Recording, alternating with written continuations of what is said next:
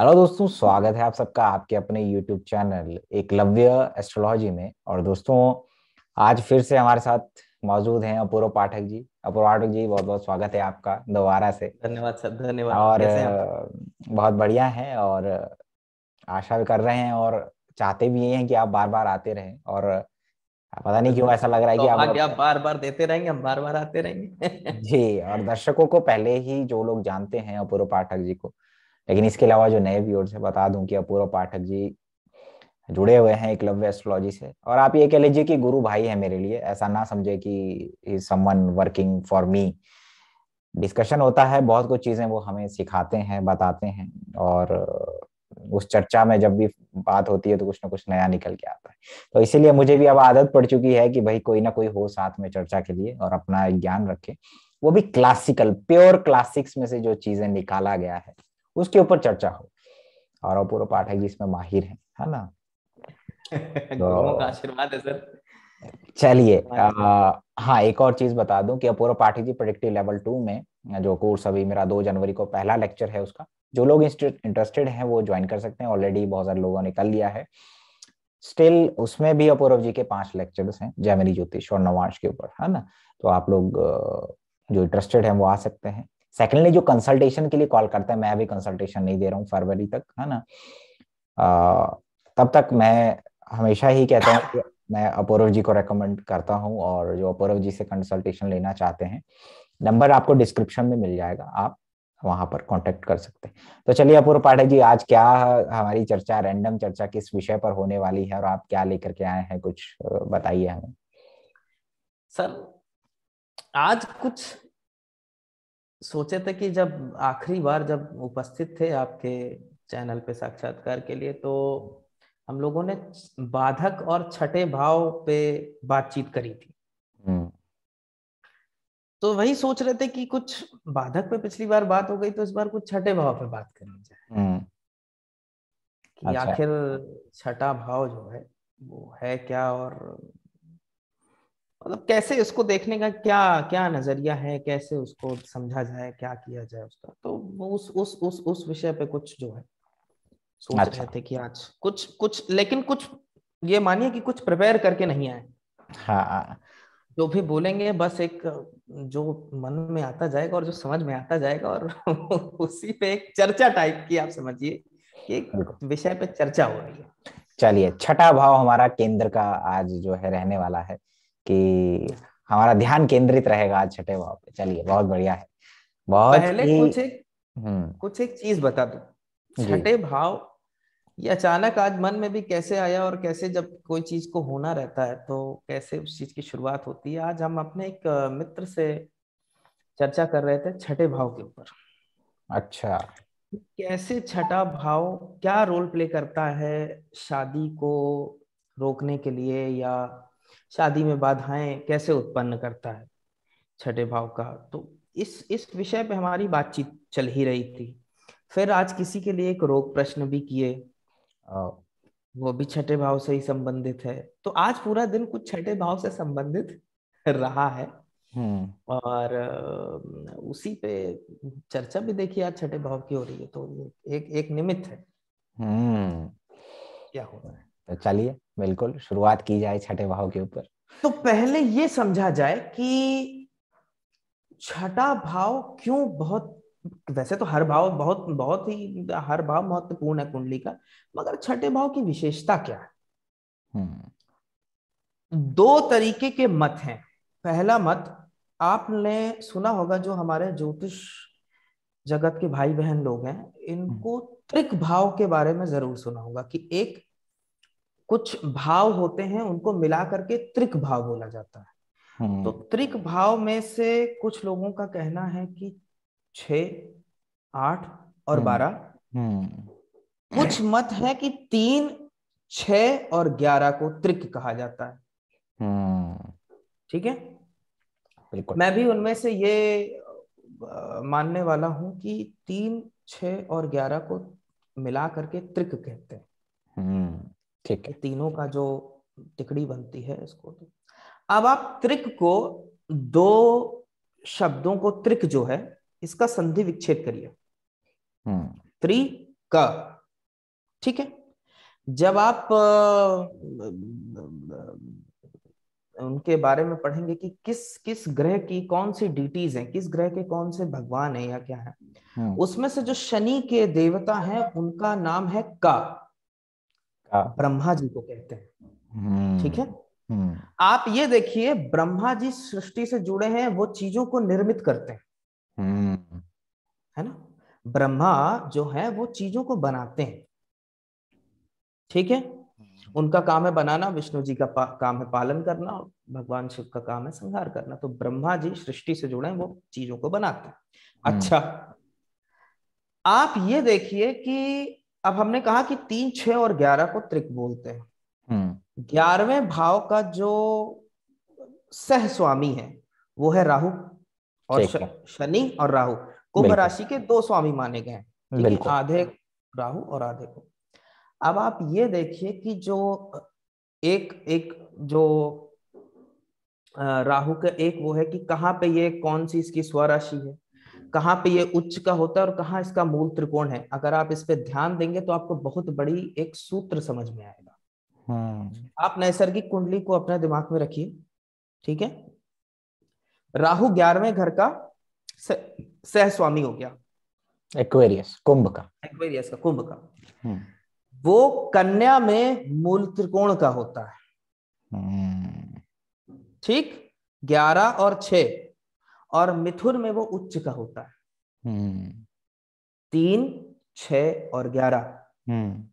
राहु ये दिखाता है कि हम किन सारी चीजों को, हमारी बहुत सारी किस प्रकार की डिजायर्स थी जिसकी वजह से हमारी ये रीबर्थ हुई है।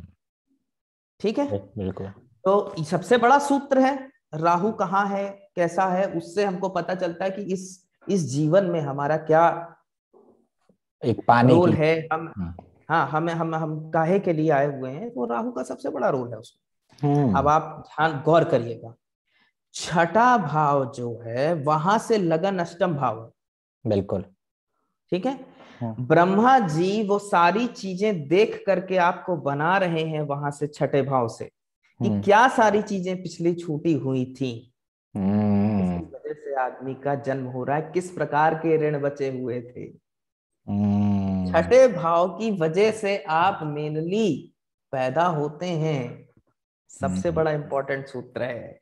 बिल्कुल, और बिल्कुल सही आपने कहा। और अगर हम देखें पास्ट लाइफ 9th हाउस से देखते हैं हम लोग, है ना, और का कर्म, और 9वां भाव से जो चौथा पड़ता है वो 12वां पड़ता है। अगर हम लगन कुंडली में देखेंगे, लगन कुंडली से जो चौथा भाव है वो हमारा सोचने का तरीका, कालपुरुष कुंडली का जो चंद्र राशि है, हमारे माइंड को रिप्रेजेंट करती है, हम क्या सोचते हैं, और उसके ठीक सामने होता है एक्शन, 10th हाउस, कि हम सोच करके क्या कर्म करते हैं, है ना, क्या कर्म करते हैं। तो जो 12वां भाव है वो आपने पास्ट लाइफ में क्या सोचा, और उससे जो सप्तम आ गया, वो छठा आ गया, भाई क्या एग्जीक्यूट किया आपने, क्या एग्जीक्यूट किया, क्या कर्म थे ऐसे कि जिसकी वजह से आप इस बार बिल्कुल पैदा हुआ है। और आपका डिजायर सबसे ज्यादा किन चीजों की तरफ रहा है, और आपने कर्म इस बर्थ में आप क्या सबसे बड़ा अपना कार्मिक ऋण, क्योंकि 6ठे भाव को बोला रोग ऋण शत्रु, लेकिन ऋषि पराशर जी ने ये नहीं कहा कि भाई ये धन का ऋण है, उन्होंने बोला ऋण है भाई, ऋण है, और ऋण तो ऋण है, वो किसी भी चीज का हो सकता है। धन का लोन लेते हैं हम, वो 6ठा भाव देखते हैं, नो डाउट, क्योंकि वो एक तरीके का ऋण है, बट इट डजंट मीन कि भाई 6ठा भाव सिर्फ धन का ऋण है, वो बहुत सारे ऋणों को दिखाता है, किसी भी प्रकार का ऋण है जी, वो 6ठा भाव हो जाता है। और 6ठे भाव इसीलिए बहुत इंपॉर्टेंट कहते हैं, जो आपका पेंडिंग कर्मा है, जो आप इस बर्थ में करने वाले हैं। सुनील जॉन सप्तऋषि का उन्होंने सबसे पहले कहा था कि जो 6ठा भाव है, 6ठे भाव का लॉर्ड कहाँ पर है, वहां देखिए कि भाई वो आप सबसे बड़ा ऋण इस बर्थ में चुकाते हैं। और 6ठे भाव को कहते हैं कि सर्विस का है, सेवा का है। 6ठा भाव जिसका जितना ज्यादा स्ट्रांग होता है वो नौकर रख लेता है, लेकिन वो नौकर नहीं बनता है। बिल्कुल, बहुत बार देखा गया, तो इसमें भी बहुत बड़ा रोल है। और जैसा आपने कहा वो बहुत ही एक्सीलेंट तरीके से आपने समझा दिया। तो चलिए इसको चर्चा को आगे बढ़ाइए, और क्या आप बिल्कुल। तो अब आप देखिए कि 6ठे भाव के जो कारक हैं वो कौन कौन से ग्रह हैं। जी, ठीक, सबसे पहले तो उसका कारक है शनि। बिल्कुल 6, 8, 12 का जो कारक है वो शनि है सबसे पहला। जी। और दूसरा है मंगल। हम्म सबसे शनि देखिए कर्म का सबसे बड़ा ग्रह, 6, 8, 12 का कारक है। बिल्कुल ठीक। बिल्कुल अभी मैंने बताया कि ब्रह्मा जी जो शनि की डीटी है वो ब्रह्मा जी बिल्कुल का, ठीक है। तो वो शनि कर्म आपके किस प्रकार के हैं, ठीक है, तो वो सबसे बड़ा कारक। अब आप देखिए कि महर्षि पराशर कह रहे हैं कि जब छठे भाव का स्वामी लगन में होता है तो उसको छाले निकलने की, उसको कट की, चोट लगने की बड़ी समस्या रहती है। अगर आप ये देखिए कि छठे भाव का स्वामी जो है नैसर्गिक वो तो बुध है, ठीक है। उसमें कोई ऐसी अग्नि तत्व तो नहीं है कि वो कोई काटे और जलाए। बिल्कुल तो यहाँ पे ये चीज हमें समझेंगे कि ये सूत्र जो बोल रहे हैं वो अगर इसको आप बारीकी से समझिए तो वो ये कह रहे हैं कि छठे भाव का स्वामी जहां बैठा है उसको समझो कि ये शनि बैठा हुआ है और मंगल बैठा हुआ है। मंगल लगन में होता है तो वैसे ही कटवट लग जाते हैं। बिल्कुल बिल्कुल सही बात है। मंगल अग्नि तत्व ग्रह है, हम्म छाले पड़ जाते हैं हम्म मंगल की वजह से। मंगल की वजह से। तो ये सबसे बड़ा एक हिंट है कि पहले तो छठे भाव के स्वामी को समझें कि छठे भाव का स्वामी शनि की तरह एक्ट करता है। देखिए एक इसी बात पे मैं चर्चा करता हूं, जो ज्योतिष के जानकार लोग हैं उनको बड़ा पसंद आएगा। कहते हैं कि जब छठे भाव का स्वामी अष्टम में जाता है तो वो एक बहुत अच्छे ज्योतिषी को जन्म देता है। इसके पीछे का तर्क क्या है? इसके पीछे अगर आप तर्क समझें तो आप ये देखिए कि पंचम और अगर अष्टमेश आपस में किसी भी प्रकार से संबंध रखते हैं तो वो व्यक्ति ज्योतिष की पढ़ाई करता है। ये बड़ा स्टैंडर्ड सा रूल है, हम सब जानते हैं और कोई भी ज्योतिष पढ़ने वाला इस चीज को जानता है। अब आप देखिए कि छठे भाव का स्वामी अष्टम में जा करके कैसे पंचम को और अष्टम को आपस में एक दूसरे से जोड़ रहा है। इमेजिन करिए, ये सोचिए कि छठे भाव का स्वामी शनि है, कोई भी ग्रह हो सकता है पर अभी हम सोच के चल रहे हैं कि ये शनि, ठीक। अब ये बताइए कि शनि की तीसरी दृष्टि कहां गई? अष्टम भाव में। अष्टम में बैठा है, छठे का स्वामी अष्टम में बैठा है, ठीक है, दशम में। तीसरी दृष्टि कहां गई उसकी? दसम भाव पे। ठीक है। और 10वीं दृष्टि कहां गई उसकी? पंचम भाव पे। उसने 8 को और पंचम को आपस में एक दूसरे से जोड़ दिया अपनी दृष्टि से, बिल्कुल। और साथ साथ वो 10वें को भी जोड़ दिया। इस तरीके से छठे का स्वामी जब अष्टम में जाता है तो वो 5वें घर को इंपैक्ट करता है। ये टेक्निक मैं लोगों को समझा दूं कि क्या बोला अपूर्व जी ने। टेक्निक, अब ऋषि ने बोला कि भाई छठे भाव का स्वामी अष्टम भाव में जाता है तो एक ज्योतिषी को जन्म देता है। उन्होंने कारक को माइंड में रखा कि छठे भाव का कारक कौन? शनि। बिल्कुल बिल्कुल, उसकी शनि सारी का इम्पैक्ट बता। हाँ, उसकी सारी दृष्टियां पकड़ी उन्होंने, शनि का इम्पैक्ट बता डाला कि छठे का लॉर्ड अष्टम में जाएगा तो शनि को समझिए कि एक तरीके से शनि अष्टम में बैठा है और वहां से पंचम भाव को दशम दृष्टि और तीसरी दृष्टि से दशम को देख रहा है, क्योंकि शनि छठे भाव का और अष्टम भाव दोनों का कारक होता है। कारक पकड़ा। अब वो छठे भाव का लॉर्ड कोई भी हो, कोई भी ग्रह, वो इसी तरीके से फंक्शन करेगा। पहले पंचम भाव से दूसरे का दिमाग भी पढ़ लेते हैं। पंचम भाव में आप ये देखिए, पंचम भाव जितना ज्यादा, ज्योतिषी लोगों का पंचम भाव बहुत मजबूत होना चाहिए। सूरज उसका नैसर्गिक स्वामी है ना। सूरज का काम है रोशनी देना, ठीक। रोशनी जितनी ज्यादा है उतनी बढ़िया हमको दिखाई पड़ता है। तो भविष्य देखने के लिए भी हमारे पास खुद की वो रोशनी होनी चाहिए ना, ज्योतिषी ज्योति, वो ज्योति होनी चाहिए। तो अब वो पंचम भाव से जब आप संबंध रखता है तो आप ये देखिए वो सामने वाले के दिमाग में भी क्या चल रहा है, वो ऐसा व्यक्ति उसको जानता है। जब छठे भाव का स्वामी अष्टम में रहता है तो वो ये जान जाता है कि सामने वाले के दिमाग में भी क्या चल रहा है। ये बड़ा इंपॉर्टेंट और बड़ी बड़ी भारी सूत्र की मैं बात कर रहा हूँ। सारे लोगों का सिर्फ एक नेगेटिव उसका आकलन है कि छठे का स्वामी अष्टम में गया तो रोग ऋण और उससे ग्रसित रहेगा ये व्यक्ति, बहुत गंभीर बीमारियां लगेंगी, वो सब भी है, मैं उसको मना नहीं करता, लेकिन एक पॉजिटिव इंटरप्रिटेशन इसका ये भी है। बिल्कुल, बहुत सही। और मकसद यहाँ पर यही है कि कैसे इंटरप्रेट किया जाता है क्लासिक्स को। बिल्कुल, लिखा है ऋषि ने तो क्यों लिखा है, एक सूत्र दूसरे से जुड़ा हुआ है। शनि 6 8 12 का कारक है, लेकिन कभी लोगों को यूज करना आता ही नहीं है कि उसको यूज कैसे करते हैं हम। बस समझ गए कि कारक कारक है भाई, भाई कारक है तो वो अलग मैटर है, लेकिन उससे कितने सूत्र बनते हैं। बिल्कुल बिल्कुल उसका बिल्कुल। देखिए किस तरीके से उन्होंने कहा। अब जैसे एक छोटा सा सूत्र और बताता हूँ, लेकिन इसका इसका इंटरप्रिटेशन कभी और करेंगे कि क्यों कहा गया। महर्षि पराशर लिखते हैं कि नवे का स्वामी अगर अष्टम में चला जाए तो बड़े भाई से प्रॉपर्टी की समस्या आ जाती है। बड़े अब अजीब ये सी बात कह रहे हैं। चलिए ये हम व्यूअर्स पे छोड़ते हैं कि नवे हाँ, भाव का स्वामी अगर अष्टम भाव में बैठ जाए तो आपने क्या कहा कि बड़े भाई से प्रॉपर्टी की समस्या जाती, विवाद फंस जाता है बड़े भाई के साथ प्रॉपर्टी का विवाद होगा। ऐसा क्यों होगा? व्यूअर्स अपने लिखे, अपना थोड़ा यूज करे, कालपुरुष कुंडली को ध्यान में रखे, अष्टम भाव का जो कारक है सैटर्न उसको याद रखे, तो बहुत आसानी से ये इंटरप्रेट हो जाएगा।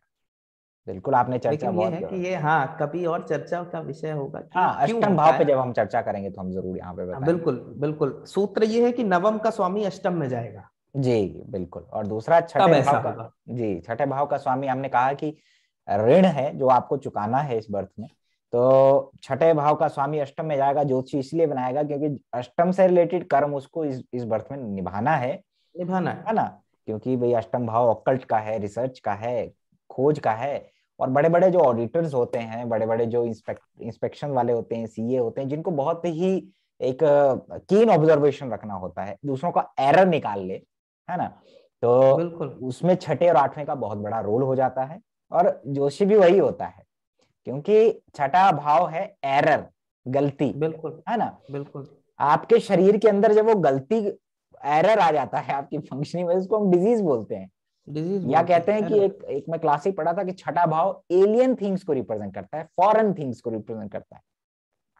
जो आपकी बॉडी में कोई एलियन थिंग घुस जाती है, जो फॉरेन थिंग बॉडी को नहीं चाहिए, दैट इज डिजीज। बिल्कुल बिल्कुल। इसीलिए कहते हैं कि छठा भाव का संबंध बुध से हो और वो सेकंड हाउस के साथ संबंध बना ले, ठीक है। या छठे भाव का स्वामी और बुध दोनों राहु के प्रभाव में सेकंड हाउस या 10th हाउस में हो कहीं पर, तो कहते हैं ऐसा आदमी फॉरेन लैंग्वेज को सीखता है, मल्टीपल जो लैंग्वेज सीख लेता है। क्योंकि मैंने शायद रविंद्रनाथ टैगोर हैं या कुछ और हैं, उनके चार्ट में 6th लॉर्ड सेकंड हाउस में बुध के साथ है, राहु के प्रभाव में, तो आप जानते हैं कि उन्होंने बहुत सारी लैंग्वेज को सीखा है, लैंग्वेजेस सीखा। और जो आपको इसी बात पे मुझे एक चीज याद आती है कि एक तो आपने सही बात कहा कि एलियन थिंग्स को रिप्रेजेंट करता है। जब शरीर में बीमारी आती है, वायरस, बैक्टीरिया, इन सब की वजह से, पैथोजेंस की वजह से जो फॉरेन चीजें अटैक कर रही है बॉडी को, है ना, वो छठे भाव से आता है। अष्टम भाव की जो बीमारी होती है उसे निज दोष कहते हैं। आपके अंदर क्या डिफेक्ट है अपने आप में, शुरुआत से आपकी बॉडी में क्या डिफेक्ट है, लेकिन छठे भाव से जो बीमारी है वो बाहरी चीजों से आती है। अब जैसे एक बहुत इंपॉर्टेंट सूत्र है इसी पे, छठे भाव का एक और, आप जब छठे भाव का विश्लेषण पढ़ेंगे महर्षि पराशर के द्वारा, तो उसमें देखिए कि उन्होंने लिख रखा शंका। शंका, ठीक, डाउट, डाउट। शंका का जो कारक है वो राहु है,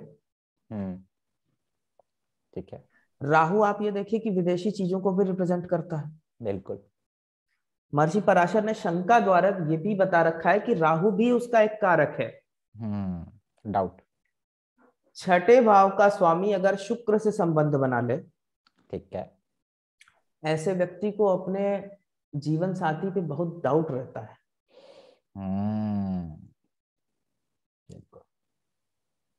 तो ये भी एक बड़ा सूत्र है कि छठे भाव का स्वामी अगर शुक्र से ऐसा संबंध रखता है तो ऐसे लोग बड़ा शक करते हैं। डाउटिंग नेचर हो जाता होगा आदमी। डाउटिंग नेचर हो जाता है, लेकिन डाउट किस पे करेंगे? जीवन साथी पे करेंगे, क्योंकि ये शुक्र के साथ संबंध है। हाँ, अब सप्तम भाव में हो गया तो वो आएगा। लगन में आ गया तो लोग इन पे शक करेंगे, या इनका पार्टनर होगा वो उन पे शक करने की वजह से दिक्कत हो रहा है, वहां पे ऑब्स्ट्रक्शंस आ रहा है ना, अंदर ही अंदर आदमी को कोई दिक्कत हो रहा है।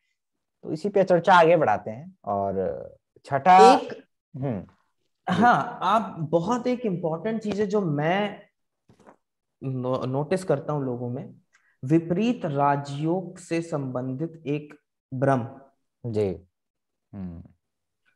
लोगों का ये है कि छठे का स्वामी अष्टम में चला गया, 12वें का स्वामी अष्टम में आ गया, अष्टम का स्वामी 12वें में चला गया, अष्टम का स्वामी छठे में आ गया, तो सीधा सीधा सब लोग को ये बता देते हैं विपरीत राजयोग है। ऐसा नहीं है। अब आप इसके पीछे पहले पूरी चीज बताता हूं, फिर इसका तर्क भी बताता हूं। आप ये समझिए कि 6, 8, 12 जो स्थान है वो किसी जगह से सिमिलाइज करके बताता हूं कि मान के चलिए कि वो ड्रग माफिया लोगों का पूरा इलाका है। ठीक ठीक। अब आप अगर किसी ड्रग माफिया के इलाके में आप जाते हैं, अगर आप एक कमजोर व्यक्ति हैं, तो क्या होगा? वो ड्रग माफिया आपको मार गिराएगा। लेकिन अगर आप किसी ड्रग माफिया के इलाके में जाते हैं और उसको परास्त करके आप वहां से कुछ चीज लेकर के आ जाते हैं, तो आप मजबूत होंगे। बिल्कुल। तो सबसे पहला फैक्टर, लग्नेश उच्च का हो या लग्नेश उच्च का हो के लगन को दृष्टि करता हो, और 6 का स्वामी 8वें में हो, 8वें का स्वामी छठे में हो, या 12वें का स्वामी छठे में हो, उसके साथ साथ वो स्वामी नीच का हो, तभी ये विपरीत राजयोग को बनाता है। नहीं तो विपरीत राजयोग नहीं बनता है। बिल्कुल बिल्कुल सही है। ये सबसे बड़ा एक भ्रम है। लग्नेश को उच्च, ये मैं नहीं कह रहा, ये महर्षि पराशर खुद कह रहे हैं। जब वो ये समझाते हैं तो एक श्लोक में कहते हैं कि लग्नेश बहुत बलवान होकर के, मतलब उन्होंने लिखा है कि उच्च होकर के लगन पे दृष्टि दे, और ये स्वामी ऐसे हो जाएं तो राजयोग को जन्म दे देंगे। वो है विपरीत राजयोग। क्योंकि जब सामने वाला सामने मान लीजिए आपका शत्रु को कुछ हुआ, ठीक, और आप मजबूत खुद ही नहीं है, लग्नेश भी कमजोर है, तो आप ऐसी स्थिति में कोई फायदा उठा नहीं पाएंगे उस सिचुएशन का। बिल्कुल। और विपरीत राजयोग हमेशा किसी ना किसी कॉस्ट पे आता है। विपरीत राजयोग सूरज से बना है, तो कई बार ऐसा होगा कि पिता चले जाएंगे, तब वो विपरीत राजयोग आएगा। तो विपरीत राजयोग अपने साथ साथ बहुत बड़ी कॉस्ट लेके आता है। बिल्कुल।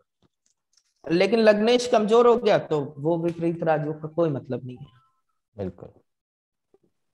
लग्नेश कमजोर हो गया तो विपरीत राजयोग नहीं होगा, उल्टा कष्टदायक हो जाएगा वहां पे छठा। आप खुद ही हार जाएंगे उसी सिचुएशन में। हाँ, बिल्कुल सही।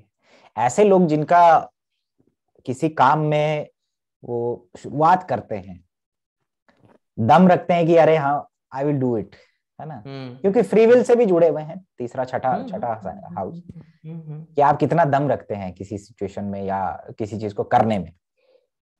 तो जिनका विपरीत राजयोग तो है लेकिन लग्नेश कमजोर है, तो वो उस कार्य को कंटिन्यू नहीं रख पाते, उस काम को नहीं कर पाते, थोड़े दिन किया फिर छोड़ दिया। यही होता है विपरीत राजयोग।